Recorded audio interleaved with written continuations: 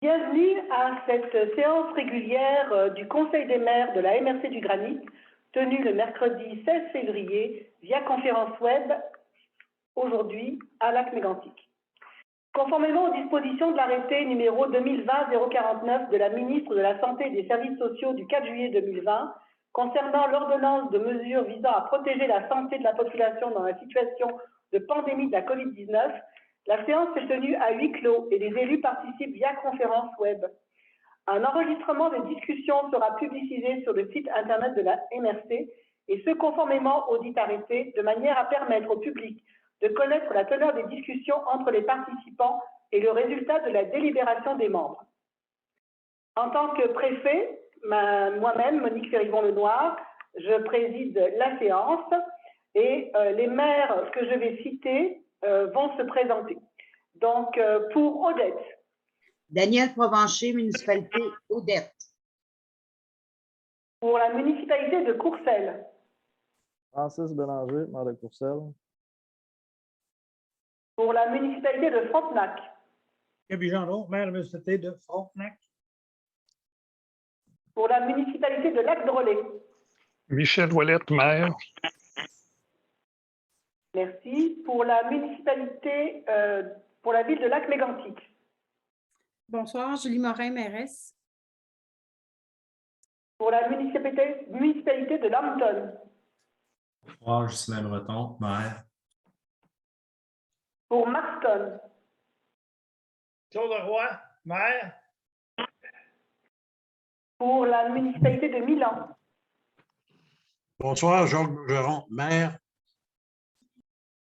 Pour la municipalité de Nantes.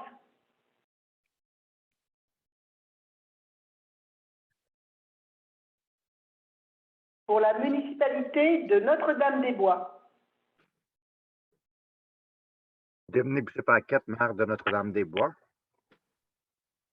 Pour la municipalité de Piopolis. Dieu Manning, maire. Pour la municipalité de Saint-Augustin de Woburn.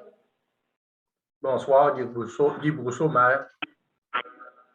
Pour la municipalité de Sainte-Cécile de Wheaton. Pierre Dumas, maire. Pour la municipalité de Saint-Robert-Bellarmin. Bonsoir, Jeannot Lachance, maire. Pour la municipalité de Saint-Romain. Bonsoir, Suzy Roy, mairesse. Pour la municipalité de Saint-Sébastien. France Bisson, bonsoir. Pour la municipalité de Stornoway. Martine Brouard, mairesse, bonsoir. Pour la municipalité de Stratford. Bonsoir, Denise Blanchette, mairesse. Pour la municipalité de Valracine. Bonsoir, Pierre Brosseau, maire. Merci.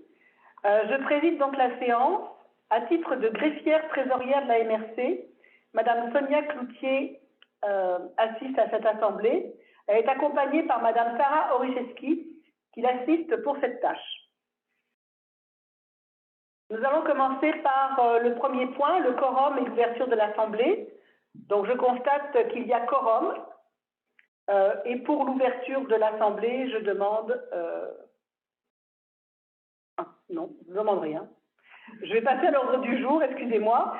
Pour l'ordre du jour, je dois vous signaler que le point 15.6 est retiré. Et je vous demanderai s'il y a des ajouts à l'ordre du jour de cette séance. Donc, non, pas de... Claude? Pardon? Oui, il y aurait un point au Varia. Oui. Ce serait la MRC a reçu une demande de soutien des producteurs agricoles de l'Estrie pour les érablières sur terre publique. Vous avez eu ça en fin novembre, probablement, et on ne l'a pas eu encore arrivé depuis 3 mois à la MRC au Conseil des maires.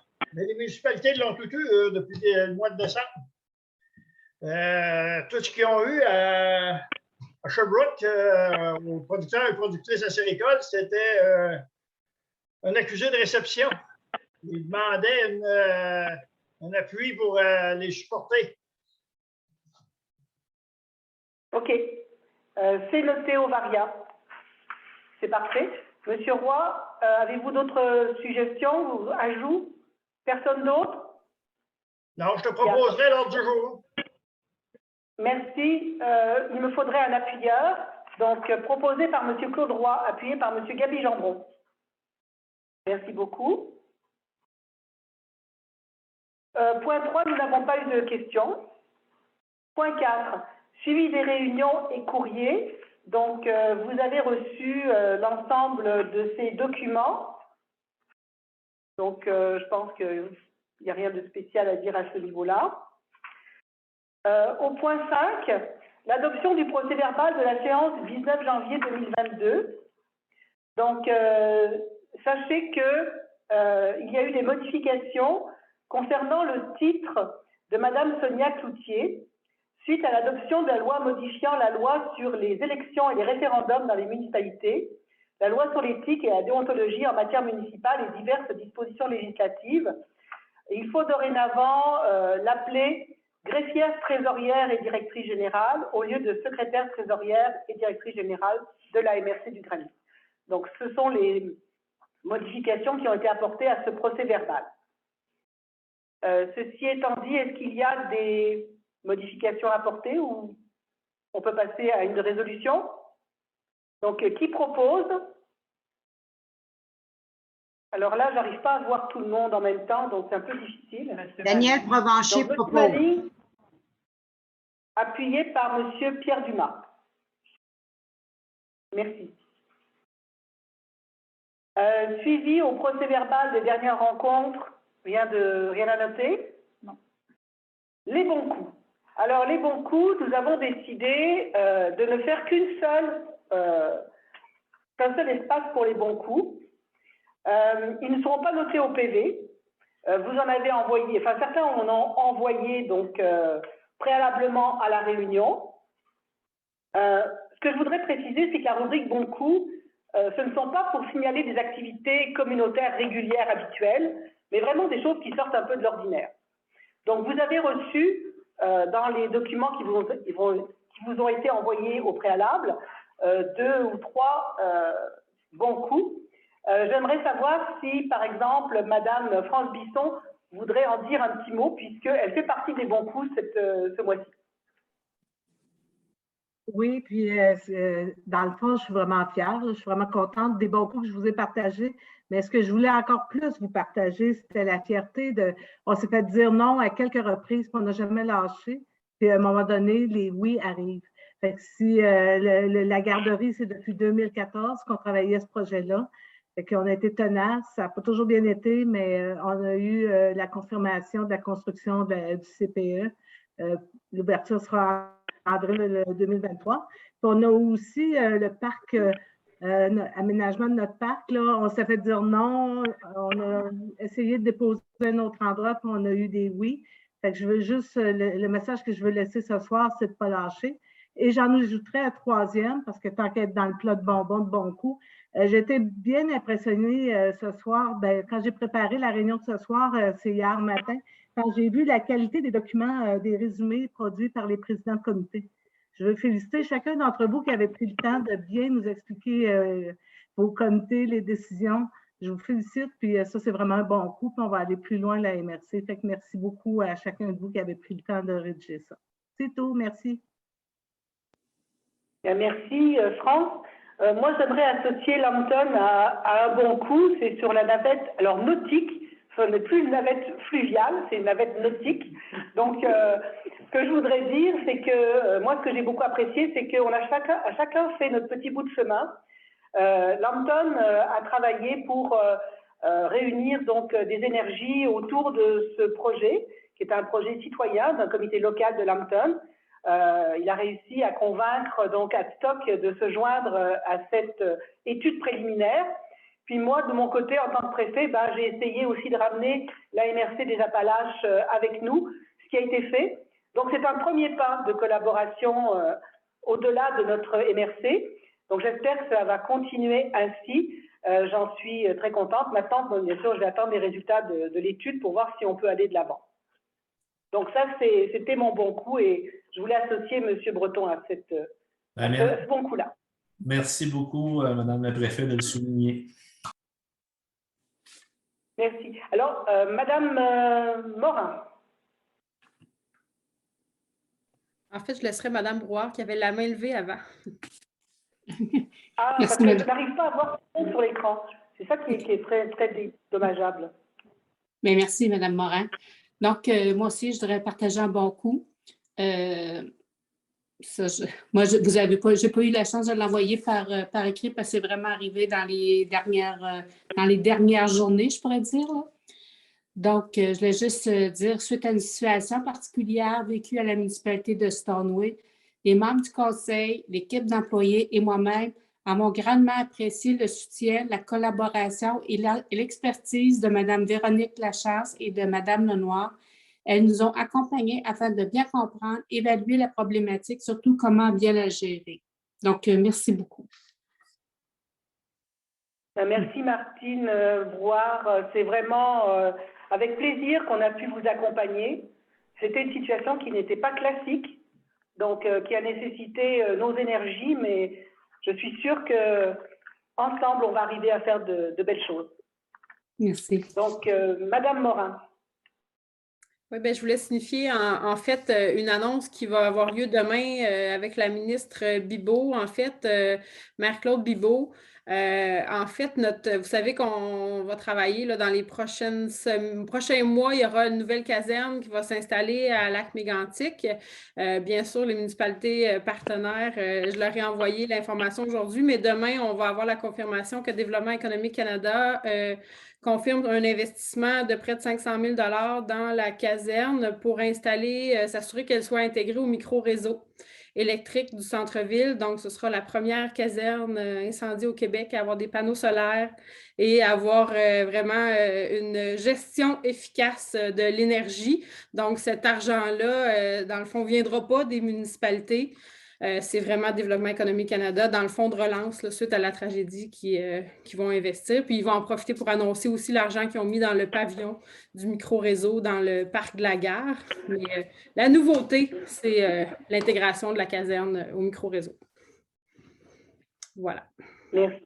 Merci, Madame Morin. Y aurait-il un autre bon coup à signaler? Donc, je n'en vois pas. Donc, vous constaterez que c'est un essai aujourd'hui, c'est-à-dire que nous avons bien sûr les bons coups qui sont envoyés au préalable, mais je pense quand même que pour ne pas négliger la spontanéité, on va pouvoir se permettre quand même ce petit laps de temps qui permet aux gens qui veulent, sur le coup, annoncer une bonne opération, de le faire. Donc, si ça vous convient, on continuerait comme ça. Je vais passer au point 8. Et je commencerai par le 8.1, impact de la loi 103 sur les demandes d'exclusion. Donc là, nous avons eu une présentation par M. Patrice Gagné en atelier de travail. C'était une information bien nécessaire.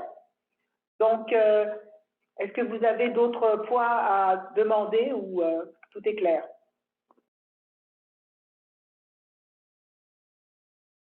Est-ce que vous voulez, pour les besoins de l'enregistrement, qu'on passe un petit 2-3 minutes, que Patrice en parle, voir s'il y a de la problématique pour que les gens puissent l'entendre? Si M. Patrice Gagné est encore là, oui, ce sera avec plaisir. Oui. Toujours fidèle au poste. Donc, bonjour tout le monde.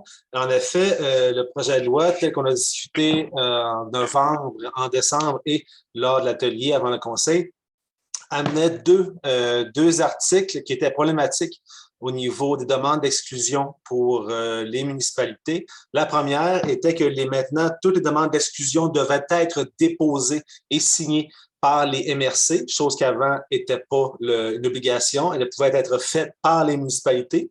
Et l'autre élément, c'est qu'avant, lorsqu'on faisait une demande d'exclusion, on devait prouver qu'on ne pouvait pas réaliser le projet sur le territoire, ailleurs sur le territoire de la municipalité, en zone blanche. Maintenant, le nouveau projet de loi, la nouvelle loi, ce qu'elle vient dire, c'est que maintenant, on doit prouver qu'on ne peut pas faire le projet ailleurs en zone blanche sur l'ensemble du territoire de la MRC.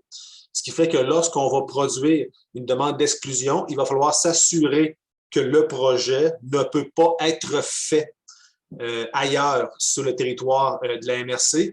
Et avec la grandeur du territoire qu'on a et l'importance de la zone blanche, ça va souvent être très problématique pour les municipalités, pour nous, de justifier certains projets qui seraient des projets qui pourraient être faits ailleurs sur le territoire des municipalités. Donc, on vous informe en effet que maintenant, les demandes d'exclusion risquent d'être plus compliquées à faire passer, voire même dans certains cas impossibles. Nous avons d'ailleurs eu plusieurs retours de demandes d'exclusion qui ont été envoyés la fin 2021 par la MRC et que la Commission de protection du territoire agricole, la CPTEQ, nous les ont retournés via un email pour nous informer que les demandes n'étaient pas acceptables parce que nous ne faisions pas la démonstration que le projet ne pouvait pas être fait ailleurs sur le territoire de la MRC. Donc, c'est un problème qu'on va maintenant devoir pallier lors des prochaines demandes. Merci, Patrice. 8.2, délégation et autorisation de la signature de l'entente de délégation concernant la gestion du programme d'aménagement durable des forêts 2021-2024, autrement dit le PADF. Donc là, Monsieur Gagné, est-ce que vous voulez en dire un mot? Oui, pas de problème. Dans le fond, depuis plusieurs années, le ministère s'implique beaucoup dans la gestion des coupes forestières en terre publique. Donc, le ministère, maintenant, de plus en plus, vient prendre le pouls des intervenants locaux. Deux volets sont inclus à l'intérieur du PADF, le volet local, le volet terre publique, pardon, via la table de gestion intégrée des ressources et du territoire, et le volet plus aide à l'augmentation de la connaissance, la disponibilité du bois, via le programme d'aménagement durable des forêts, le PADF. À l'origine, le PADF était mis en place via la CRE, le Conseil régional des élus. Par la suite, la MRC du Granit s'en est occupée durant un certain temps et depuis le 2 derniers mandats, les MRC de l'Estrie ont délégué la gestion du programme de PADF à la MRC du Haut-Saint-François qui le gère via un comité en place pour analyser les différents projets qui touchent l'augmentation de la connaissance et de la mise en valeur de la forêt. Donc, c'est leur deuxième fois qu'ils feraient la gestion du programme en tant que tel. Merci, M. Gagné. Y a-t-il d'autres questions? M. Guy Brousseau? Je propose. Proposé? Appuyé par? Alors, je ne vois pas. Monsieur Ouellet, merci. Donc, je m'excuse pour le temps de latence, mais je ne vois pas tout le monde. Donc, je vais demander à Mme Cloutier de gérer les droits de parole, si c'est possible. Merci. Monsieur Roy, la main levée, est-ce que c'est une question ou c'est un appui? Non, c'est juste pour dire que moi, je ne suis pas d'accord avec la décision. Okay, parfait. Fait que vous pouvez noter au procès-verbal. C'est ça. Parfait, ce sera noté. On va la noter. Merci. Nous allons passer au point transport. Je vous ai envoyé un rapport d'activité sur le conseil d'administration de Transautonomie.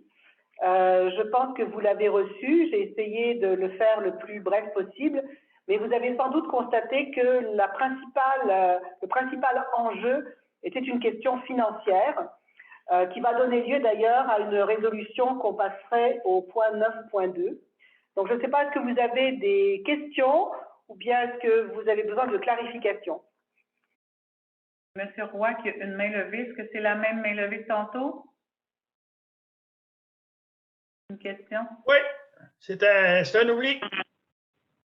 Merci. Donc, Madame Morin. Merci. Bien, je veux juste attirer en fait l'attention sur le point 4 là, au niveau des subventions, comme quoi la TME, table des MRC, va aussi traiter le dossier parce que c'est un enjeu dans toutes les MRC. Fait que tantôt, quand on va parler du résumé de la TME, ça fait aussi partie d'un enjeu régional. Donc, ce n'est pas. Les enjeux que vous voyez là-dedans, ne sont pas seulement pour le Granit, mais bien pour les 9 territoires de l'Estrie. Mais très bon résumé, Madame la Préfète. Merci beaucoup, je me suis appliquée. Je continuerai de faire de même.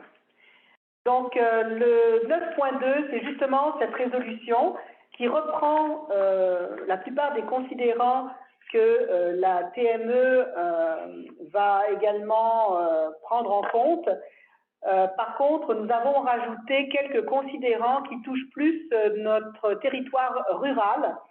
Je pense que vous avez pris connaissance. Je rajouterai qu'effectivement, au niveau ruralité, le calcul des subventions qui sont faites au niveau gouvernemental ne prennent pas en compte le caractère rural de nos territoires. Donc, les subventions sont calculées sur le nombre de personnes utilisant le transport et non pas sur les distances parcourues.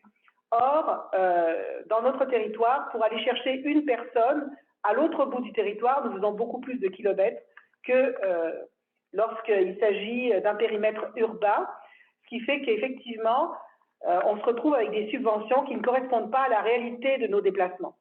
Donc, dans la résolution dont vous avez eu la copie, c'est ce que nous avons rajouté. Donc, est-ce qu'il y a d'autres questions à ce sujet?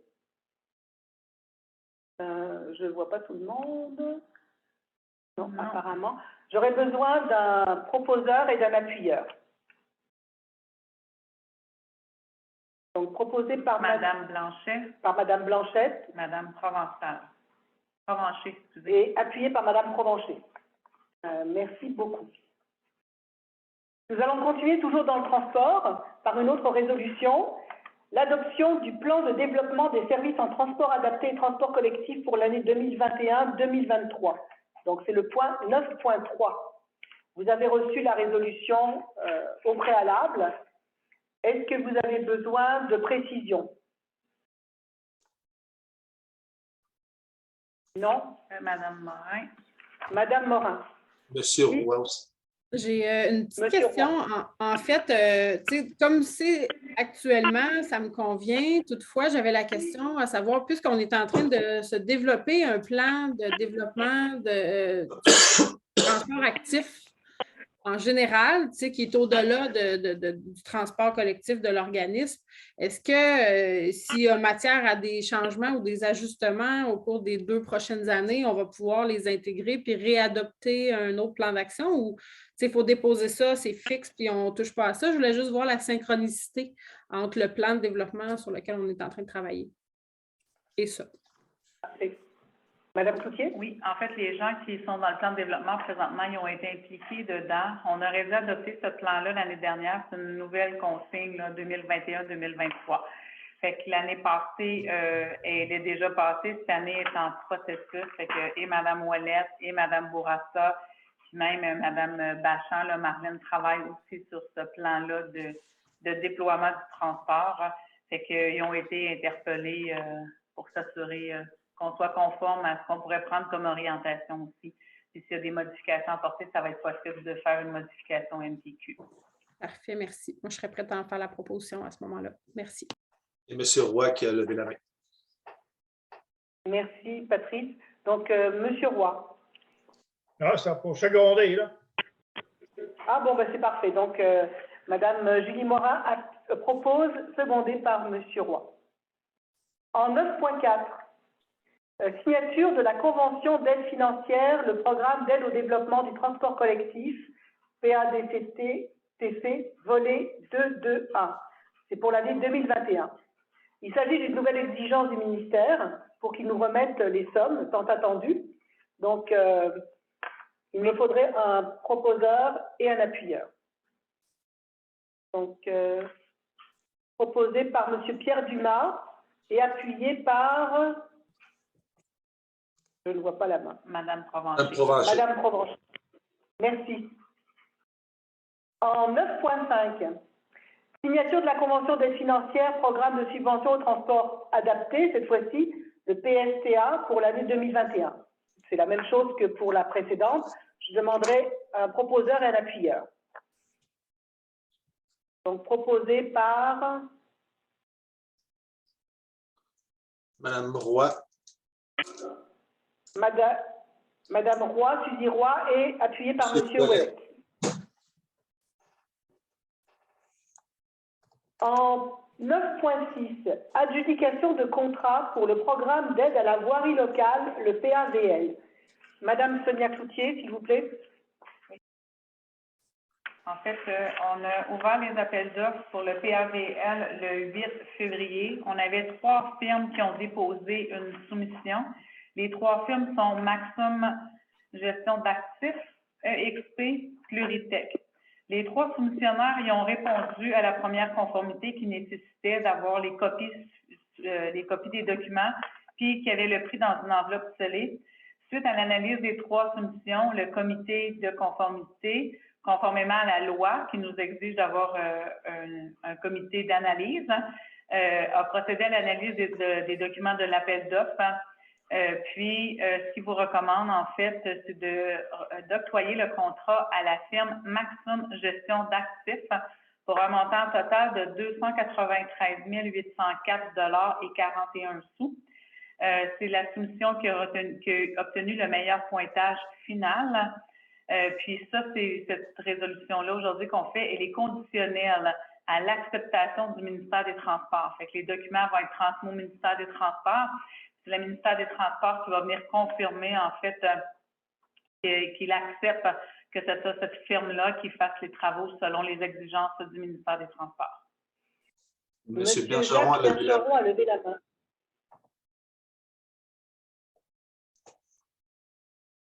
Monsieur Bergeron, à vous. Il faudrait ouvrir votre micro. On ne vous entend pas.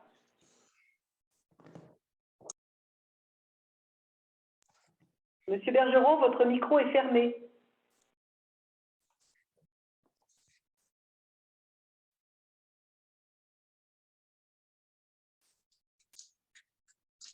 Bon, j'avais perdu l'écran. Je m'excuse. C'était pour approuver, la résolution, là, mais là, je suis revenu. Merci. Excusez. Bon, c'est bien. Bon, écoutez, donc, M. Bergeron propose, appuyé par Monsieur Lachance. Monsieur Lachance. Merci beaucoup. Nous passons au point 6. Sécurité publique et incendie. Madame Brouard a levé la main. Pardon, Madame Brouard, vous avez une question? Non, j'ai levé la main pour le point qui s'en vient, 10.1. D'accord. Donc, pour le 10.1, vous avez reçu un rapport d'activité du comité de sécurité publique. Le résumé vous avait été envoyé. J'ai essayé également de prioriser un peu les points saillants. Donc, le principal point pour moi, c'est effectivement les 4 priorités annuelles qui ont été recommandées pour l'année 2022-2023. Donc, comme vous le voyez, un sondage a été effectué par les représentants de la Sûreté du Québec auprès de différents partenaires, santé, scolaire, chambre de commerce, UPA et des 5 MRC du district sud auxquels nous appartenons, afin de cibler les différents enjeux. Puis à la suite de ce sondage et après discussion avec les membres du CSP, il a été convenu de conserver à l'identique les 3 premières priorités et de modifier la 4e pour l'adapter à la réalité du terrain. Donc, dans ce cadre-là, au lieu de garder la 4e priorité qui était de mettre en place et tenir des stratégies de communication pour sensibiliser les différentes clientèles contre les crimes et fraudes contre la personne de nature informatique, cybercriminalité ou autre, et ce dans une vision globale des réalités de notre MRC, nous proposons la formulation suivante: assurer une présence policière de proximité avec les différents acteurs du milieu, tant en sensibilisation, prévention ou présence. Donc, je ne sais pas si vous avez d'autres questions à émettre, mais je suis à votre écoute. Donc, Madame Brouard. Oui, juste dire que pour avoir participé à la rencontre, le rapport était parfait. Je me demandais, à titre d'information, qu'on avait décidé lors de cette rencontre-là, au niveau de la présentation du rapport annuel 2021-2022, qu'en même temps, il nous parlerait du programme PLI par rapport à la sécurité des élus. Oui, c'est le programme, je ne me rappelle plus le nom de ce programme-là. C'est PLI, me semble. Mais on avait... Ah voilà, le PLI. Mais on avait dit effectivement, et je ne l'ai pas noté dans mon résumé, je m'en excuse, mais c'est vrai que lorsque le rapport annuel 2021-2022 sera présenté au maire, il sera accompagné de la présentation de ce programme de protection envers les élus. Donc, cette proposition a été acceptée par la SQ, on en a parlé en comité. Donc, oui, ce serait fait à l'été 2022. Madame Morin? Oui, merci. En fait, je voulais mentionner qu'on aurait pu aussi le mettre dans les bons coups, mais je voulais juste mentionner le programme des cadets pour les nouveaux élus. Peut-être jeter un œil là-dessus pour pas l'été prochain, parce que là, je pense qu'il est trop tard, mais l'autre année d'après, Lambton, Lac-Mégantic, Marston, Piopolis et Frontenac, on avait décidé d'embarquer dans ce projet-là à l'été 2020. T1, pardon, puis on était super contents. Donc, on poursuit là-dedans. Puis, je pense que c'est une belle collaboration intermunicipale aussi que je voulais mentionner. L'année passée, c'est Lambton qui en a fait la gestion, donc qui était le mandataire officiel avec la SQ. Puis cette année, c'est Frontenac qui s'est mis en fait disponible pour le faire. Donc, je pense que c'est une belle collaboration. Je voulais juste attirer l'attention là-dessus. Merci, Madame Morin, de le rappeler. Effectivement, c'est un bon coup. Même s'il arrive après les bons coups, on peut l'accepter avec plaisir. Merci. Donc, au 10.2, il y a justement cette recommandation du comité de la sécurité. Oui, Monsieur Brosseau, vous avez posé une question? C'est pour le 10.2, c'est une résolution. Et j'aurais une proposition de... Je suis tout à fait d'accord avec les priorités. Et la dernière priorité, j'ajouterais un petit quelque chose. Elle se lie, la quatrième priorité, assurer une présence policière de proximité avec les différents acteurs du milieu, virgule, parmi lesquels les intervenants en santé mentale. Et on continue, tant en sensibilisation, prévention ou présence.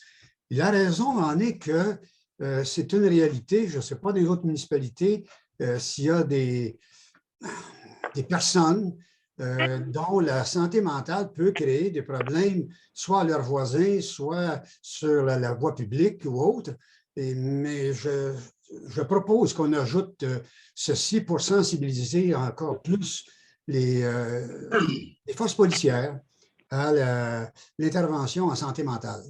Donc, j'ajouterais après les acteurs du milieu, virgule, parmi lesquels les intervenants en santé mentale. Madame Brouard qui a levé la main aussi. Madame Brouard?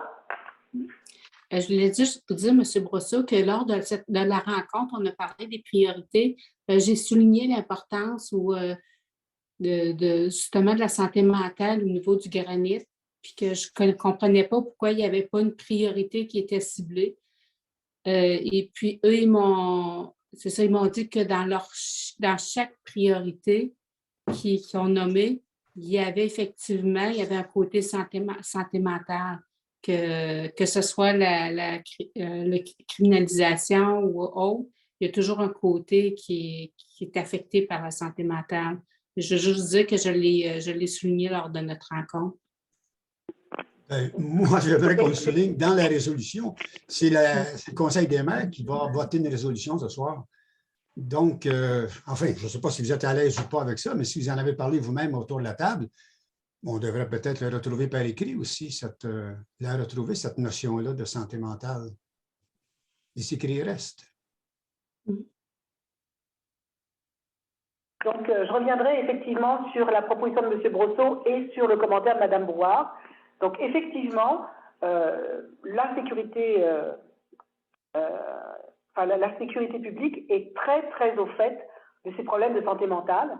Ils sont extrêmement sensibilisés parce qu'eux, ils sont confrontés à ça sur le terrain. Ils se rendent bien compte qu'effectivement, en plus avec la pandémie, les personnes ont des susceptibilité exacerbées. Donc, quand déjà la personne a un équilibre psychologique fragile, ça empire les situations. Donc ça, ils en ont très bien conscience. C'est sûr que dans la quatrième proposition, personnellement, ça ne me gênerait pas de rajouter la petite phrase de M. Brosseau parce que vous dites, M. Brosseau, parmi lesquels les intervenants. Donc, ce n'est pas restrictif. Donc, si tout le monde est d'accord avec cette phrase-là, moi, je l'inclurai. Donc, je me tourne vers vous, je regarde Donc, je vois des pouces levés, des OK. Bon, on va faire comme ça alors. Donc, avec cet ajout, j'aurai besoin d'un proposeur et d'un appuyeur. M. Brosseau et M. Dumas. Bien, merci. Merci. Je remercie M. Gagné de me servir d'assistant pour cette tâche parce qu'effectivement, j'arrive pas à voir tout le monde sur l'écran. Donc, merci beaucoup. Excusez-moi, est-ce que je peux, là c'est une question au comité sur la sécurité publique, est-ce qu'il a déjà été question que les policiers travaillent vraiment conjointement avec des travailleurs sociaux? Parce que, donc ça c'est fait ça. Est-ce qu'ils peuvent par exemple aller les deux ensemble, un intervenant social, un travailleur social et un policier, aller chez quelqu'un qui a un problème de santé mentale qui a des répercussions sur la communauté? Est-ce que ça peut se faire, ça? Est-ce que c'est discuté? Madame Brouard. Oui, ben, pour avoir travaillé dans le réseau, je peux vous assurer que souvent, les policiers sont accompagnés de travailleurs sociaux quand ils ont un cas de santé mentale. Merci. Merci, Madame Brouard. Madame Morin.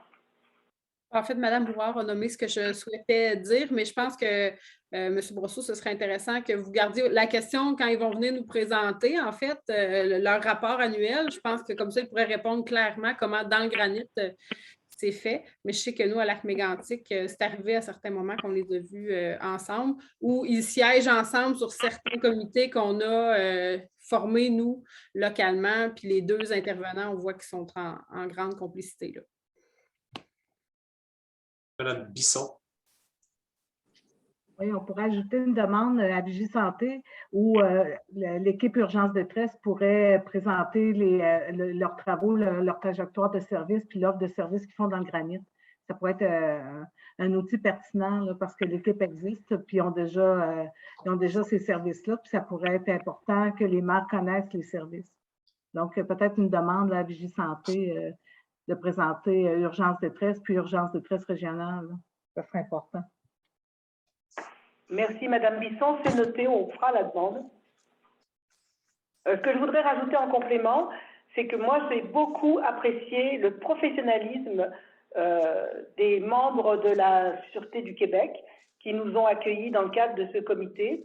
Et je leur ai fait part également du sentiment de sécurité globale que nous avons dans notre territoire. Parce qu'effectivement, ça m'a été dit par plusieurs nouveaux arrivants qui ont choisi notre territoire pour l'aspect sécuritaire. Et je pense que notre police contribue à cette sécurité-là. Donc, je les en ai remerciés parce qu'on voit souvent le mauvais côté de la police qui contrôle, mais il y a aussi cet aspect prévention qui est important. Merci. Nous passerions au point 11, le service d'évaluation. Donc, il s'agit du dépôt des rapports du service d'évaluation. Donc, est-ce que vous avez eu des questions? Donc, je vois que M. Bergeron a levé la main. Oui, j'aimerais avoir quelques explications concernant les écritures, genre X4, puis P2, puis INV, puis juste un petit peu d'explication pour savoir où c'est qu'on s'en va avec ça, s'il vous plaît. Oui, bien, en fait, au bas du tableau, vous avez la légende. Les X, c'est les tenues à jour et les permis. En fait, c'est qu'il y a différentes tenues à jour, des périodes de tenues à jour dans chacune de vos municipalités. Puis, il y a des, pour les contrats, puis il y a des permis aussi. Après ça, les P, c'est la visite des permis. C'est le temps où on va visiter les permis, puis souvent, c'est le printemps puis l'automne qu'on fait les permis. Là, les municipalités envoient les demandes de permis à la MRC les rentre dans le système, puis on fait les visites de permis. Après ça, il y a les INV, ça, c'est vraiment les inventaires. Fait que c'est nos municipalités qu'on est en inventaire, puis on a une planification. Par exemple, là, je vais prendre votre exemple à Milan. Bien, à Milan, on devrait être en permis puis en inventaire en juillet-août. En fait, on devrait faire le tour de votre municipalité, si tout va bien, en juillet-août pour faire l'inventaire de tout le territoire au complet. Puis après ça, quand c'est écrit PREV, c'est parce que chez vous, on fait aussi la prévention incendie pour les risques faibles. OK. Mais quand on parle ça répond à votre question?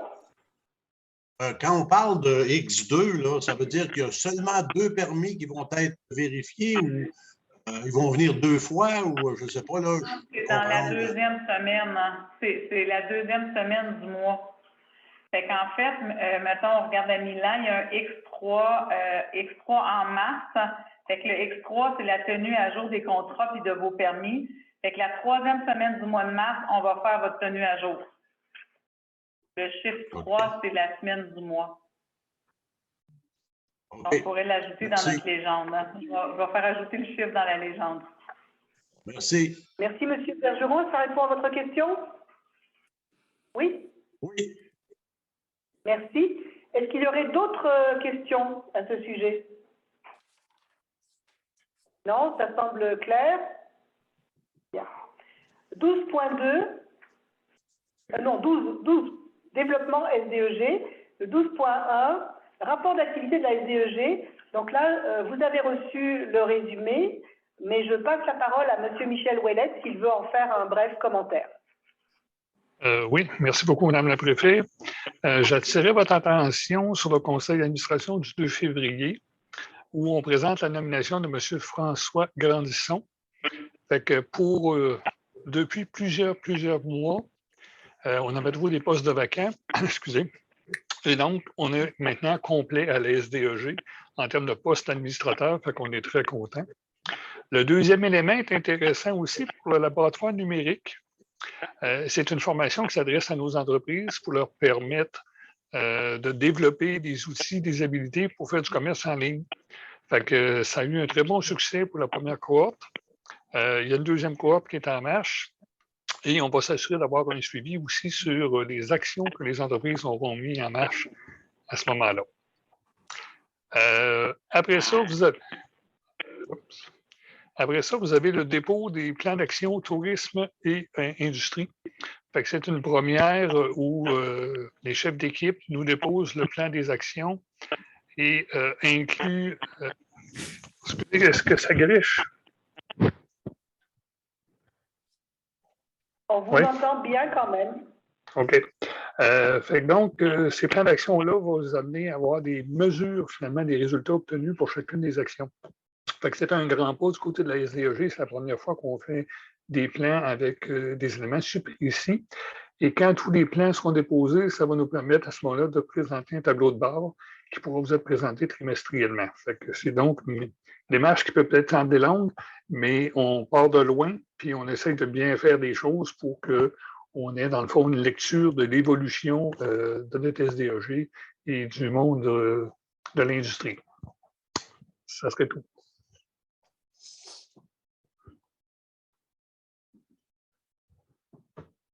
Oh, Madame Lenoir, on ne vous entend pas.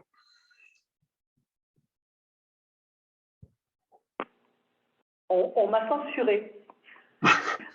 Donc, c'est très compliqué. On a une pieuvre. Enfin bon, c'est la technologie. Donc, je me posais la question de savoir s'il y avait des personnes qui auraient aimé apporter d'autres commentaires ou des questions à M. Ouellette. Donc, non, ça semble bien pour tout le monde. Merci, M. Ouellette. Nous passerions au point 12.2, lancement de l'appel de projet au Fonds de développement culturel. Donc là, c'est également une information. Vous avez reçu cet appel de projet. Il est disponible sur le site Internet de la MRC.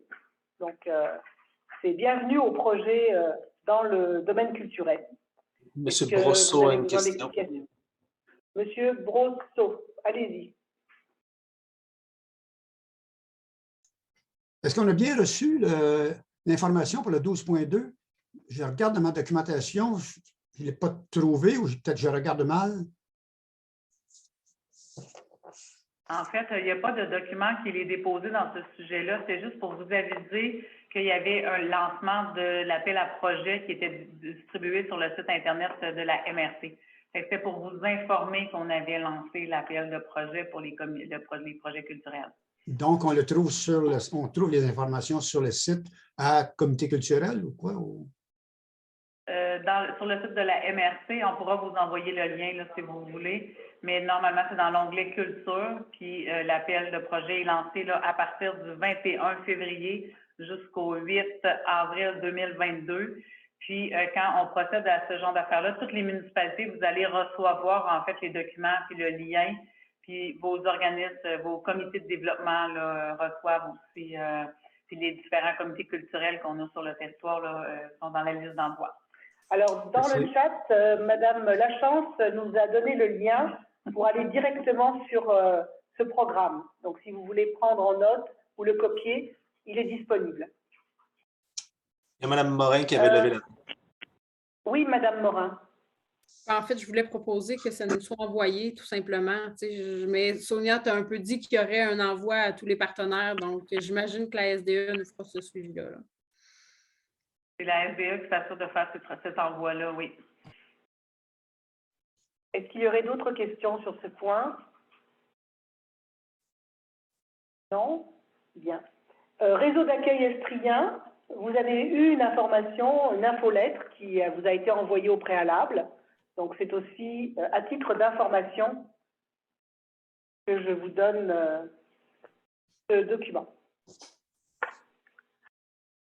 Pas de questions? On continue. Au point 13, développement social, rapport d'activité du comité Vigie-Santé. Donc, nous avons eu effectivement un comité Vigie-Santé le 28 janvier 2022. Vous avez reçu le résumé synthèse. Nous avons bien sûr parlé de la situation du service ambulancier. Il faut savoir qu'un comité national de transformation du système préhospitalier a été créé par le ministère de la Santé et des Services sociaux, que ce comité est chargé d'étudier la situation globale du système ambulancier au niveau du Québec. Nous avons demandé effectivement au Dr Tremblay si ce comité avait avancé. Malheureusement, compte tenu de la 5e vague et des impacts sur les ressources dédiées à ce projet, il n'y a pas eu d'avancée de la commission. Sachez aussi que nous avons pris contact avec notre député dans le cadre des enjeux globaux, nous en avons parlé. Il nous a prévenu que la commission, ce comité national, devait rendre son rapport avant la fin du mois de mars. Donc, nous sommes en attente de leurs propositions. Concernant le nouveau CHSLD, le projet est bien démarré. Effectivement, il passe les étapes des appels d'offres. Comme vous le constatez, c'est pas facile. Il y a des projets qui sont, disons, à la merci finalement des appels d'offres et des soumissionnaires. Mais bon, pour l'instant, le docteur Tremblay nous maintient que le projet serait livré pour 2024. Donc, pour l'instant, on reste confiant. Un représentant local a été nommé. Il s'agit de M. Pierre Latulippe, ancien directeur général du C3S, pour justement servir de lien entre notre local, notre territoire et la structure de gouvernance au niveau du SUS. Donc, je trouve que c'est très bien que nous ayons eu cette proposition pour que justement on ait un lien avec cette grosse structure de façon plus directe. Bien sûr, on a parlé aussi du CHSLT à Lambton, pas question de le fermer, donc ça c'est aussi rassurant. Nous avons parlé de la consolidation des soins dans le nord de la MRC. Donc là, vous avez vu également que les élus de Lambton ont réaffirmé leur volonté de construire un bâtiment multiservice auquel pourrait se joindre une clinique médicale et de soins. Donc, tout va bien pour le moment, hein, donc on continue dans la lancée. Au niveau de la coordination locale, au niveau du C3S du Granit, anciennement appellation, cette coordination pourrait devenir permanente. Le projet pilote va permettre d'en tirer les meilleures leçons. Donc, voilà. Au niveau de la COVID-19, comme partout au Québec, il a été décidé d'aujourd'hui de ne plus transférer les patients atteints de la COVID à Sherbrooke, mais de les garder sur place et de former nos équipes médicales à s'en occuper. Donc, je pense que c'est un pas de plus vers, je dirais, la fin de cet épisode pandémique. Et puis enfin, la situation à urgence, nous avons mentionné effectivement des dysfonctionnements à M. Tremblay et il va essayer d'en tirer des conclusions et nous revenir là-dessus.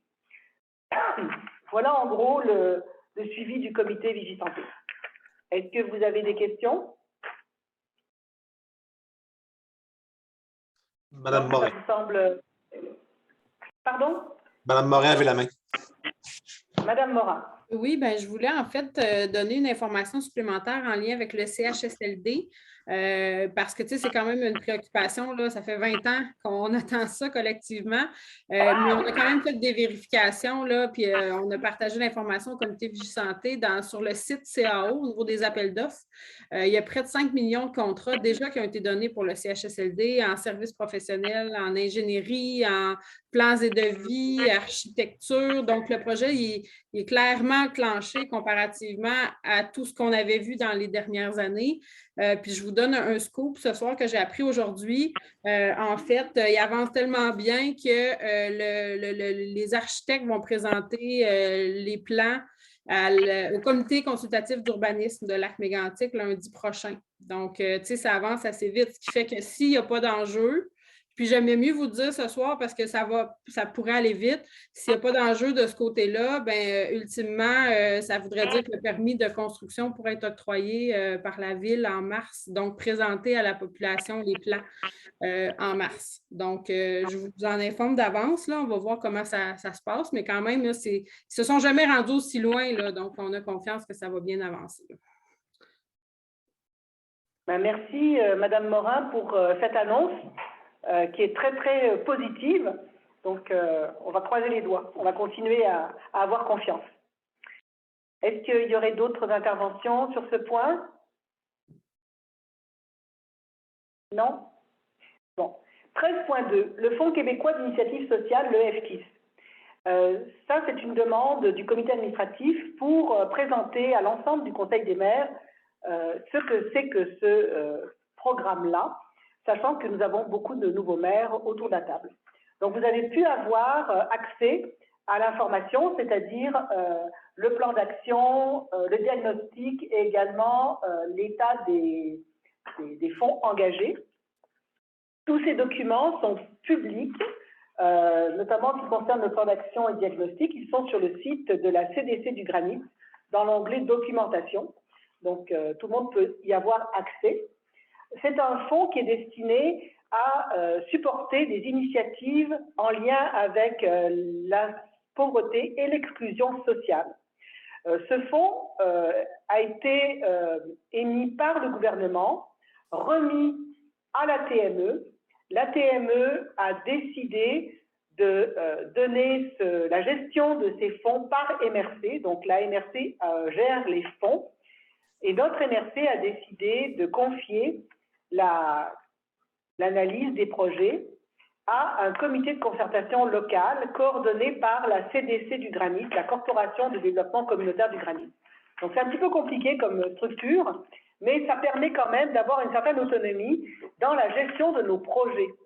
Vous avez vu qu'à ce jour, nous avons 4 projets qui ont été financés, en partie parce que le FKIS ne finance pas la totalité des projets.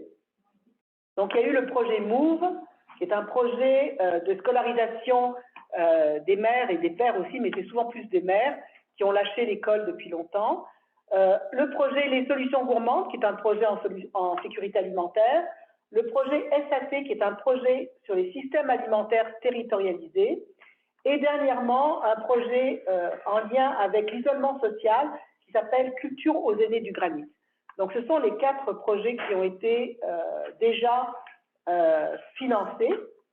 Il reste encore à ce jour 109 672 $. C'est un solde disponible jusqu'au 31 mars 2023.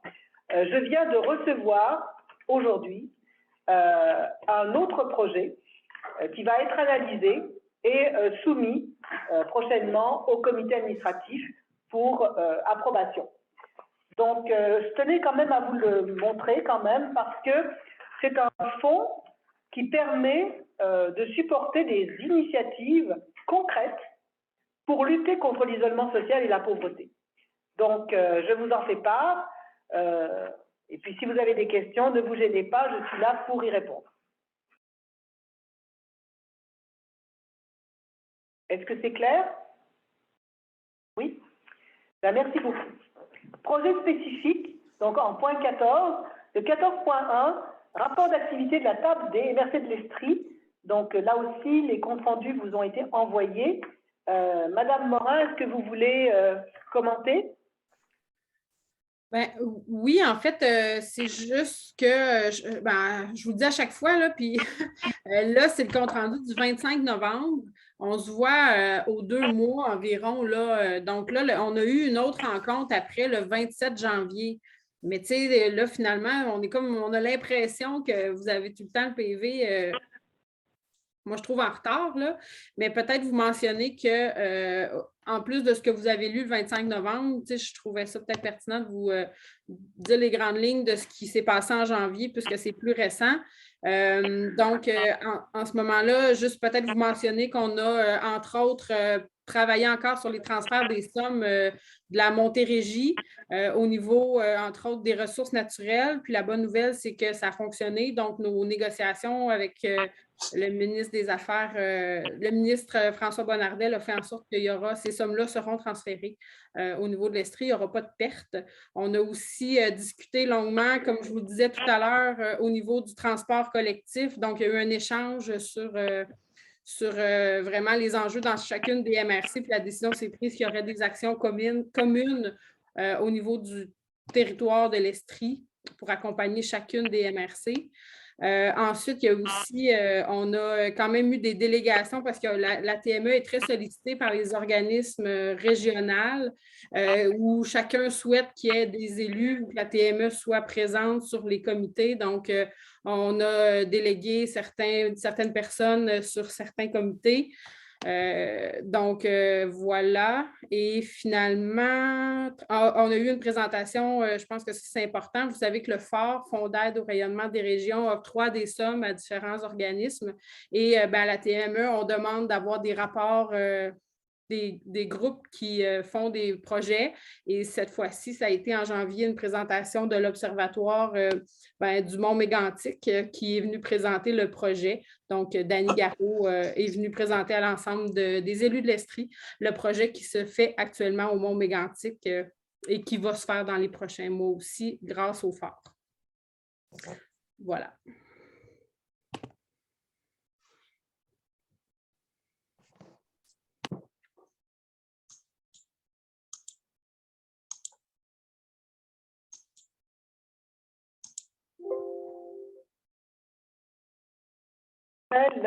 Pardon. Oui, je parlais dans le vide. Excusez-moi. Donc, je reviens. 14.2. Nous avons reçu une demande d'appui pour le projet comité interculturel scolaire proposé par Action interculturelle.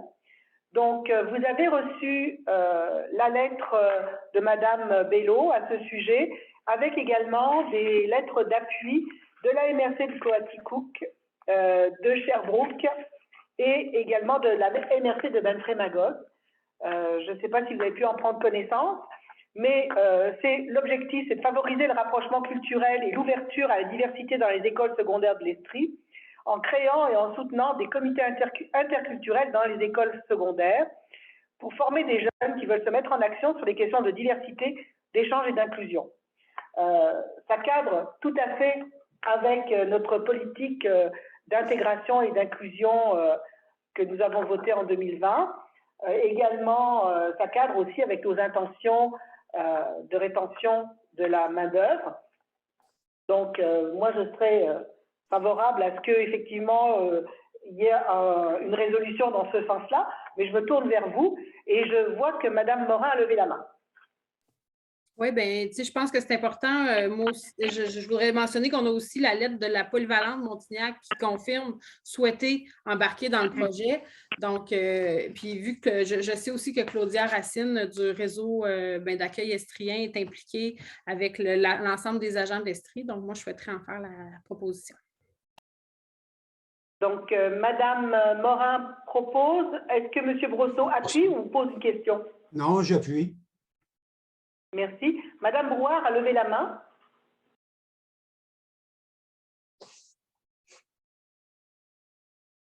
Madame Brouard, je vous ai perdu. Votre micro, Madame Brouard. OK, excusez, c'est une erreur. Je pense que je faisais de la télépathie parce que je n'avais même pas touché à mon écran pour lever la main.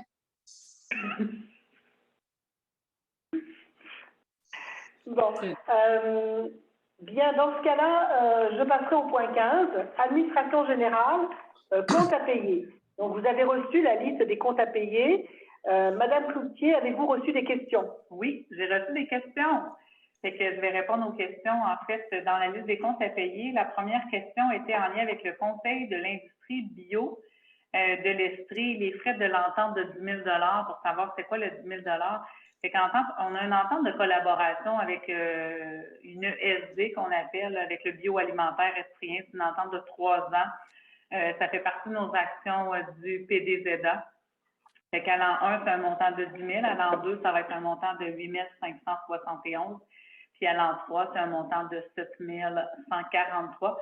Fait que ces sommes sont prises à même le fonds FAA volet 2 opportunités. Fait que ça, c'était la première question que j'avais eue. Après ça, il y avait aussi la facture de cadrin en lien avec l'écran municipal et les accès. Fait que c'est vraiment tout l'hébergement de nos données. C'est notre serveur à l'évaluation. Toutes nos données à l'évaluation sont enregistrées, sont sauvegardées en fait dans la firme chez la firme Jean-Pierre Cadrin, c'est lui qui a le serveur. Puis c'est nos accès aussi au logiciel qu'on utilise en évaluation qui est PG, puis la carte interactive. C'est un montant de 34 840 par année pour toute notre base de données, pour l'utilisation du logiciel, puis pour la carte interactive. Après ça, j'avais aussi une question en lien avec des honoraires professionnels versés à la SBE du Granit. En fait, à chaque fin d'année financière, on fait un topo, là, parce qu'il y a différents projets, puis c'est la MRC qui gère, qui délègue à SBEG. SBEG gère des projets qui délèguent à la MRC. Fait qu'il y a des montants financiers que la MRC reçoit, puis après ça, elle reverse ces honoraires professionnels-là. Et celui-là, en fait, c'est des honoraires professionnels là, qui étaient en lien avec le réseau d'accueil estrien, là, la coordination du réseau d'accueil estrien. La MRC avait touché des montants d'argent pour la coordination.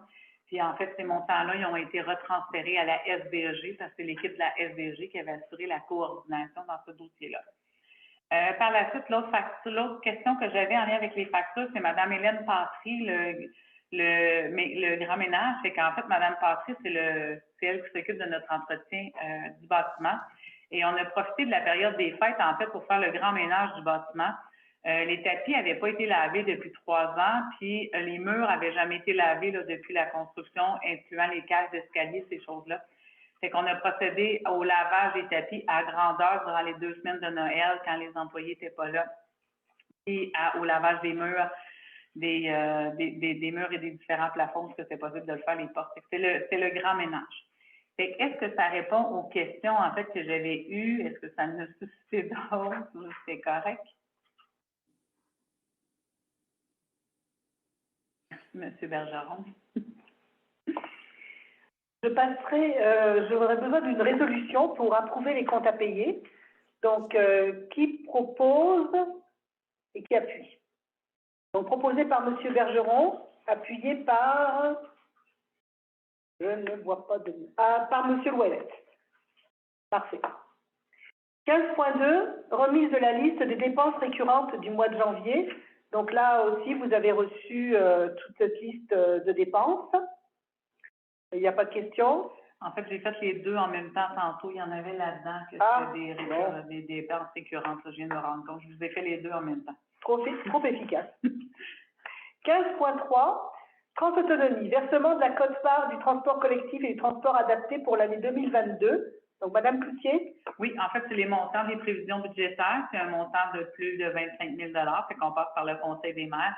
C'est l'argent que la MRC reçoit du NTQ puis retransfère, en fait, à l'organisation Transautonomie pour opérer le service de transport sur notre territoire.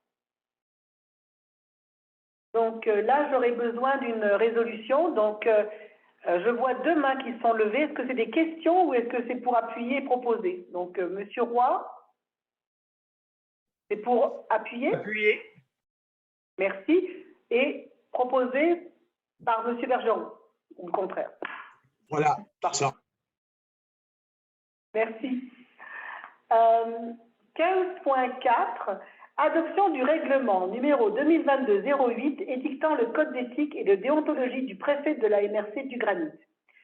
Donc là, il y a eu une modification qui est appliquée au titre de Madame Sonia Cloutier, considérant que l'adoption de la loi sur les élections et les référendums dans les municipalités, la loi sur l'éthique et la déontologie en matière municipale et diverses dispositions législatives a changé le titre de secrétaire trésorière en greffière trésorière. Donc, ce sont les modifications qui ont été apportées à ce règlement. Donc, à part ça, il n'y a pas eu d'autres éléments de modification. Donc, je vois 2 mains de levée. Est-ce que c'est pour proposer et appuyer? Oui. Donc, proposé par Madame Julie Morin, appuyé par Monsieur Bergeron. Merci. 15.5, une information, c'est le retour au travail du personnel saisonnier. Donc, Madame Cloutier. Oui, en fait, c'était pour vous informer qu'on a nos 3 visiteurs à l'évaluation qui reviennent cette année. Fait qu'on est vraiment contents. M. Steve Lessard, Patrick Charbonneau et Dominique, je cherchais son nom de famille, Dominique Maheu. Fait que c'est une bonne nouvelle, en fait, là, parce qu'il y a beaucoup de formations à donner aux employés, à nos visiteurs sur la route. Hein. Fait que là, vous allez voir passer là, dans les prochaines semaines l'ouverture du poste du 4e visiteur. Fait que je vous avais parlé de 1 poste ou 2, mais là, il y en a 3 qui reviennent. Là. Fait que c'est une très bonne nouvelle avec le marché du travail qu'on voit de ce temps-ci, là, toutes les ajouts retraits. Fait qu'on est heureux que ces employés-là reviennent. Merci. Monsieur Bergeron, est-ce qu'il s'agit d'une nouvelle main ou d'une ancienne main? Je ne vous entends pas, le micro est fermé. C'est une erreur de ma part, je m'excuse. Parfait, merci, Monsieur Bergeron. Comme je vous l'ai dit en début de séance, le 15.6 a été retiré. Il s'agit de l'embauche du technicien en géomatique. Malheureusement, nous n'avons pas procédé à une sélection de candidats, donc le point est retiré. 15.7, projet de changement de nom de la région de l'Estrie. Donc, concernant ce point, je vais vous lire une proposition de résolution. Je vais commencer. Oui. Ils ont reçu déjà les deux. Oui, vous l'avez reçu. Quelqu'un qui fait une proposition. Oui. D'accord.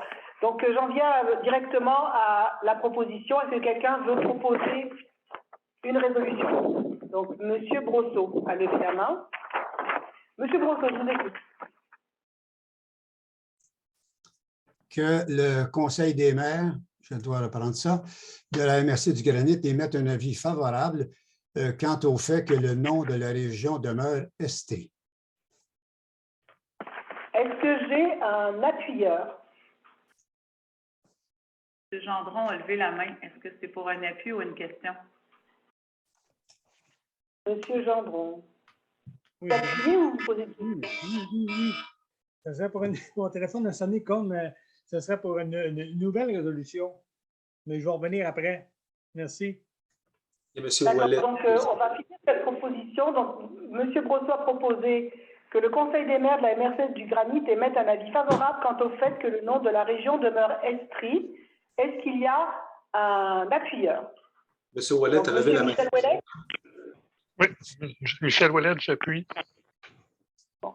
Est-ce qu'il y a une demande pour un vote? Donc là, Madame France Bisson, demandez-vous le vote?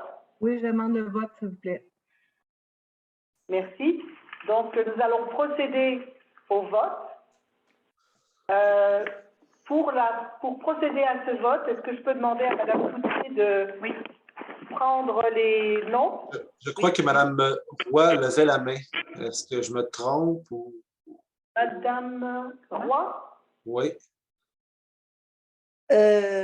Oui, je levais la main, mais on va procéder au vote, c'est correct. OK, merci. Donc, je répète la résolution. Que le Conseil des maires de la MRC du Granit émette un avis favorable quant au fait que le nom de la région demeure Estrie. Donc, je vais citer vos noms. Monsieur puis, vous Bélanger a levé la main. Pardon? Monsieur Bélanger vient de lever la main. Oui, Oui, juste M. pour Bélanger. être certain, je crois que M. Gendron aurait voulu faire une modification. Donc, je crois que si on vote sur la première proposition, il n'y a plus de modification possible par la suite. Donc, je ne sais pas si c'est moi qui me trompe, mais je pense que s'il y a un amendement, s'il y a un amendement à faire, c'est à ce moment-ci, avant de voter final. M. Gendron, est-ce que votre intervention, c'était pour faire une autre proposition ou c'était pour modifier la proposition? Pour la modifier ou faire une nouvelle proposition, peut-être pas pour la modifier. Comme je disais tantôt, vu qu'il va y avoir une consultation publique qui prend fin en mars, je demanderais à ce que la résolution soit reportée au mois d'avril, qu'on voit ce que le pouls de nos citoyens avant de prendre une décision. Vu qu'il va y avoir une consultation publique, j'aimerais avoir le résultat de la consultation publique, que ce soit attendre la consultation publique avant de prendre une résolution sur le changement de nom. Merci. Fait que là, en fait, M. Brosseau a fait une résolution. Brosseau, hey, pour moi, je ne vais pas faire ça, là. M. Brosseau a fait une résolution qui a été appuyée par M. Ouellette. Et le vote a été demandé.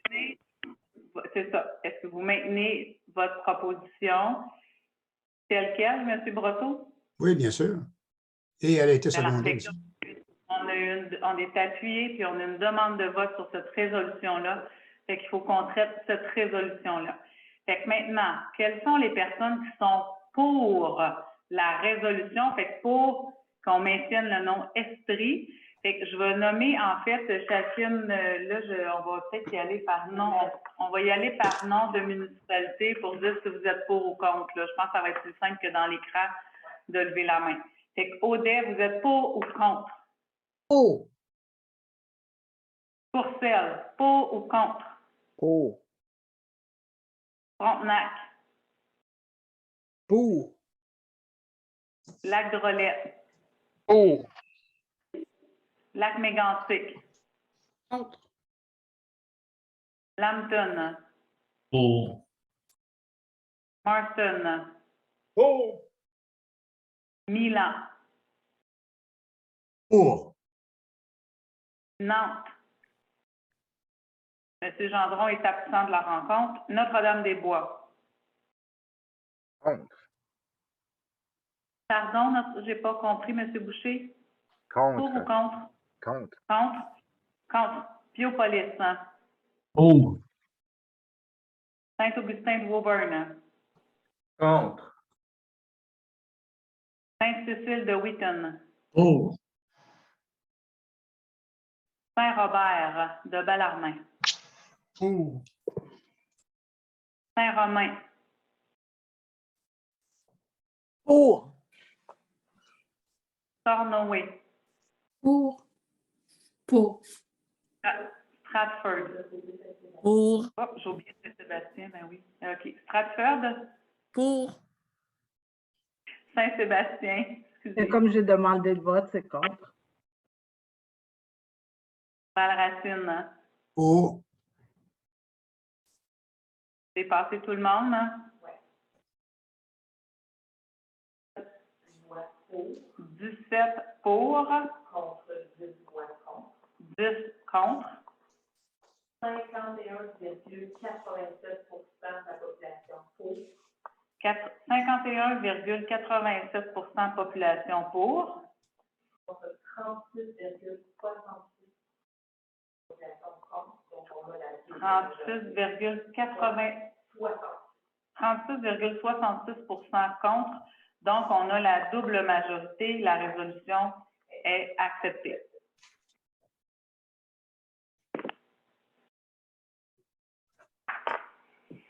Bien. On continue? Oui. 15.8. Commission municipale du Québec, lettre de mission. Donc, Mme Cloutier. Oui, en fait, c'est pour vous informer que la MRC du Granit a reçu de la Commission municipale du Québec un audit de conformité en lien avec la transmission du rapport financier dans les délais tels que édictés par la loi.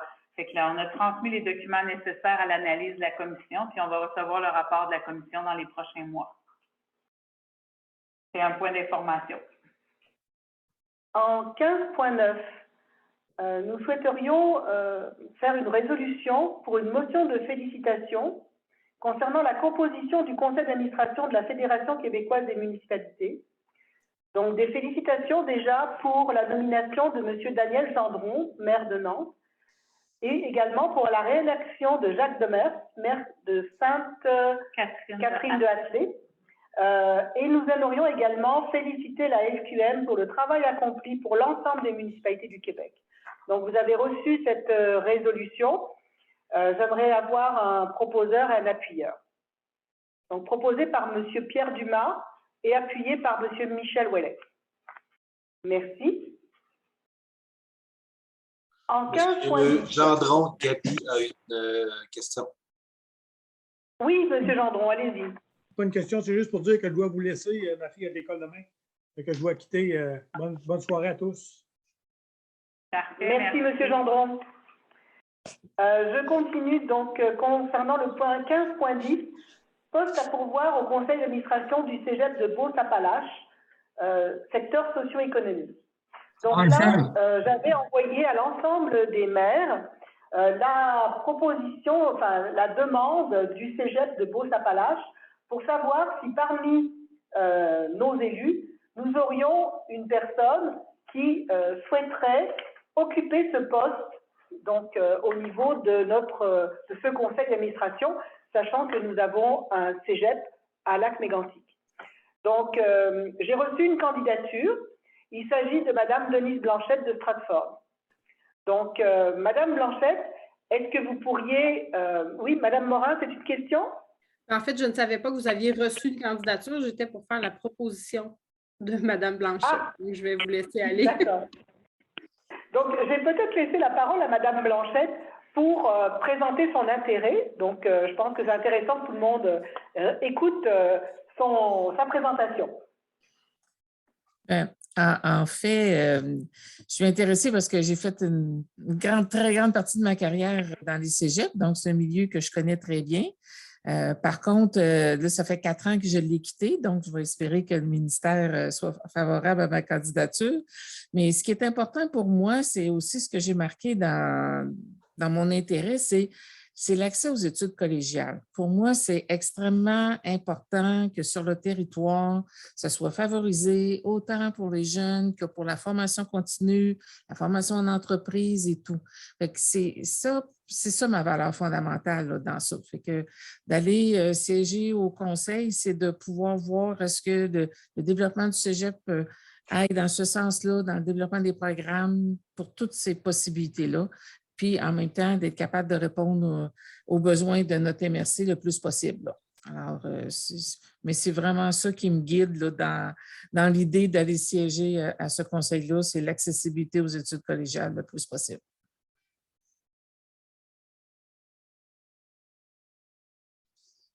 Monique, on ne t'entend pas.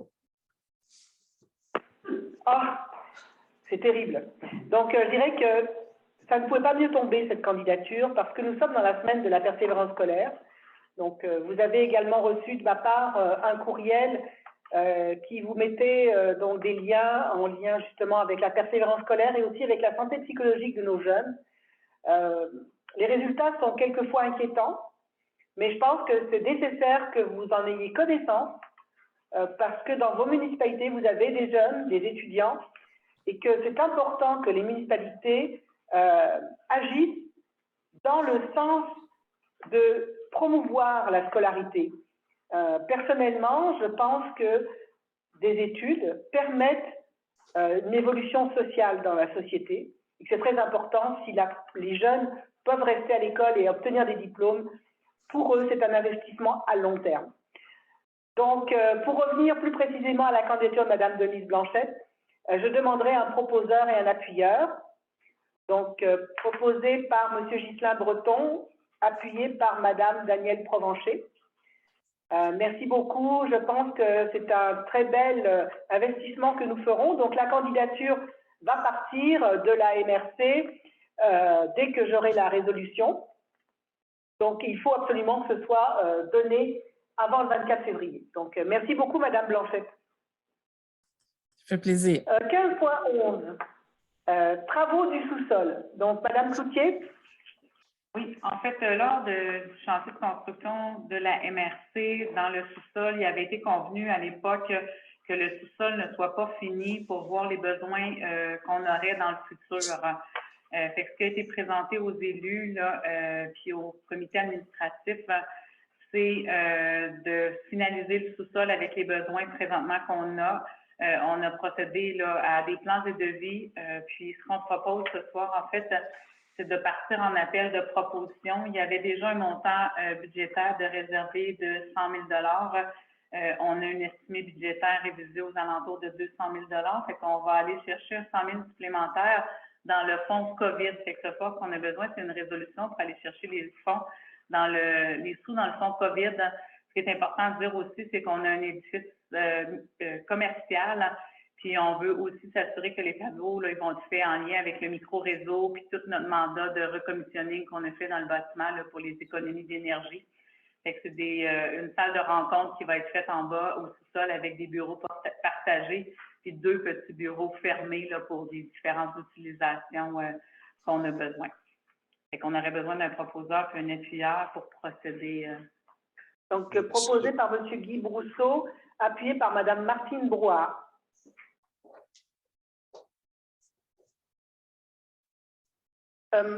Est-ce que j'ai vu une main levée? Non, je pense que c'est pour un appui. OK. 15.2, responsable de projet. Donc, nous avons eu le bonheur d'accueillir depuis 2 semaines, 2 ou 3 semaines, Madame Annie Hébert, qui a intégré l'AMRC. Donc, nous lui souhaitons bien sûr la bienvenue. Nous espérons qu'elle fera un bon bout de chemin avec nous. Donc, bienvenue à Madame Hébert. 15.13, rapport d'activité. Donc, ça, c'est un point supplémentaire. Si parmi les membres de comités qui n'ont pas encore envoyé des rapports, quelqu'un voudrait parler d'un des rapports, eh bien, la parole est à eux. Donc, je pense quand même qu'on a fait un bon tour de tous les comités qui ont eu lieu. Donc, je ne vois pas d'autres mains levées. Non. Donc, c'est bon. Nous passerions au projet éolien. Donc, le 16.1, projet éolien du Granit, c'est un suivi. Le rapport a été envoyé préalablement à cette réunion. Madame Cloutier, est-ce que vous avez des informations complémentaires? Pour le 15.1, vous envoyez le rapport. Fait qu'on devrait vous déposer, on a une rencontre la semaine prochaine là, pour le dernier trimestre de l'année, qu'on va être en mesure de vous déposer aussi, là, qui est plus complet pour les 3 derniers mois de l'année. On peut quand même voir en fait que là, on était un petit peu inférieur au budget. Là, finalement, à la fin de l'année, on s'est récupéré quand même un peu en novembre-décembre, mais on est resté un petit peu en dessous du budget dans l'année 2021. Merci Sonia. 16.2, projet éolien Haute-Chaudière. Donc, Madame Cloutier. Oui, en fait, les élus en ont discuté en atelier de travail, puis il va y avoir des étapes à venir dans le projet éolien Haute-Chaudière. Fait que je n'aurai pas plus d'informations que ça à donner là, pour le moment. Merci, Madame Cloutier. En point 17, dans le Varia, nous avons eu un ajout de la part de M. Caudroy concernant donc le suivi que nous devons apporter à un courrier qui nous a été adressé en décembre. Monsieur Caudroy, est-ce que vous voulez répéter le motif de cet ajout, s'il vous plaît? Ben, les producteurs et productrices acéricoles de l'Estrie ont envoyé une demande d'appui à toutes les municipalités et à la MRC. C'était daté du mois de novembre. Ça fait déjà 3 conseils qu'on passe ici à la MRC. On ne l'a pas vu encore apparaître dans nos soirées de travail, ni en soirée publique. On avait décidé, lorsqu'on a fait notre PDZA, que le développement acéricole, ce serait un des points à prioriser, avec également le développement de responsables. C'était l'un des premiers points qu'on mettait le premier point qui était à mettre c'était d'embaucher un responsable. Le responsable qu'on avait embauché dans le temps, ça fait 20 mois qu'il est parti. Là. On n'a pas embauché un autre. Là. C'est comme ça qu'on laisse glisser des projets comme tantôt, là, puis qu'on laisse envoyer l'administration de nos forêts par d'autres MRC. Si on avait des responsables, on pourrait se donner les moyens de nos ambitions. Là, on laisse faire par les autres. Là. Fait que, je veux savoir quand la résolution va être amenée au Conseil des maires. Monsieur Roy, je pense qu'il y a deux affaires dans votre chose. Là. On a reçu une lettre de l'UPA effectivement en décembre. Les producteurs et productrices de séricole de l'Estrie. C'est ça, pour la sériculture en terrain. Puis cette lettre-là, en fait, la façon qu'on procède à la MRC, c'est qu'on consulte nos comités consultatifs. On a formé des comités consultatifs. On a formé un comité consultatif en agriculture, un comité consultatif PDZA, puis un comité consultatif en environnement. Fait qu'en fait, cette lettre-là va être déposée dans ces comités-là pour avoir une recommandation. Ces comités-là vont faire une recommandation au Conseil des maires. Avec la période des fêtes, l'arrivée des élections, les nouveaux élus, il n'y a pas eu en janvier de comité consultatif. Dans les prochaines semaines, il y a des comités consultatifs de prévus là, en PDZA, en CCA. Il va y avoir le CCA aussi en agricole. Fait que ce dossier-là va être traité par les différents comités. Ça, c'est le premier point, en fait, que vous avez traité. Le deuxième point que vous avez traité, qu'il y avait quelqu'un qui n'était pas là depuis 20 mois, là, je comprends pas vraiment. Je regarde, ça fait 20 mois qu'il est parti. Il n'y a personne au PDZA. Madame... Oui. Mais oui. Ben non, mais Mme Boucher est embauchée au PDZA et présentement, le PDZA, il est très actif. On vous envoie des communications régulièrement au comité PDZA. On a sorti un magazine l'été dernier pour le PDZA pour prioriser les actions. Il y a une rencontre la semaine prochaine de PDZA. Moi, il y a des actions dans la planification stratégique qui viennent dire qu'il faut mettre plus d'intensité sur la forêt, il faut mettre plus d'intensité sur le PDZA et protéger notre environnement. Puis là, c'est vraiment ça qu'on fait avec toutes nos équipes de travail. Fait que là, je ne vous cacherai pas que je suis un peu déçue d'entendre ce que j'entends, là, mais... Il faut qu'on en voulait plus que ce qui est donné présentement. C'est toujours bien de viser l'excellence, M. Roy. Ben oui, parce que là, la demande d'appui qui a été faite, c'est pour 6200 hectares, c'est 1 million dans la taille. Puis il y en a 5 millions dans la MRC, présentement, puis il en reste 0,3 millions sur le terrain privé. Le restant, il est sur le public. Puis je trouve qu'on regarde le train passer comparativement à d'autres. On entend vos commentaires, M. Roy, puis les comités consultatifs concernés vont faire une recommandation au Conseil des maires. Merci. Nous passons. Madame Morin qui avait le Madame Morin. Oui. Ben, je veux juste réagir en fait aux propos de Claude. Là. Moi, j'ai un malaise, c'est-à-dire que je suis sur le comité PDZA, puis il y a d'autres personnes ici qui sont sur le comité PDZA. Donc, je sais, Claude, tu y es aussi. En fait, fait que je suis quand même surprise que tu parles de Jean-Pierre Bellegarde comme quoi il est parti. Ça, c'est vrai. Mais Mélanie Boucher, elle a été embauchée. Elle est là pour ça. Fait que, tu sais, en fait, j'ai un malaise par rapport aux employés de la MRC qui entendent ça, puis comme si c'était rien passé, puis que, dans le fond, tout ce que Mélanie a fait dans les derniers mois, c'est... Tu sais, fait que je ne sais pas, Claude, si c'est un oubli de ta part ou si... mais elle est là, elle travaille, puis en fait, on n'a jamais senti autant de dynamisme que depuis que cette équipe-là est mise en place avec Sophie Bourassa, entre autres. Mais après... Le fait qu'on peut peut-être faire plus, puis que l'enjeu de la forêt, ça, il va falloir l'adresser au PDZA là, en comité. Puis c'est vrai qu'on n'a pas des comités tous les mois. Là. C'est assez étiré comme délai. Fait qu'il y a des choses qu'il faut assurément se nommer sur le comité PDZA. Mais moi, je veux dire que je le sais que Mélanie Boucher, elle travaille, puis qu'elle est là, puis qu'il y a un employé qui s'en occupe. Là. Je ne voudrais pas qu'on laisse présager qu'il ne s'est rien passé. Là. Donc, je voulais juste mentionner ça. J'avais un petit malaise. Merci, Mme Morin. Nous passons au point 18, période de questions. Nous n'en avons pas eu. Donc, je procéderai à la levée de l'Assemblée. Je demanderai un proposeur, s'il vous plaît. Je propose. Monsieur Ouellette. propose la levée de l'Assemblée appuyée par M. Lachance. Merci beaucoup. Monsieur Roy, j'apprécierais que vous restiez après la rencontre, s'il vous plaît, en Zoom. Donc, nous allons pouvoir nous souhaiter une bonne soirée. Donc, je vous souhaite une bonne semaine aussi et nous nous revoyons prochainement. Merci à tous et à toutes. Au revoir. Bonne soirée.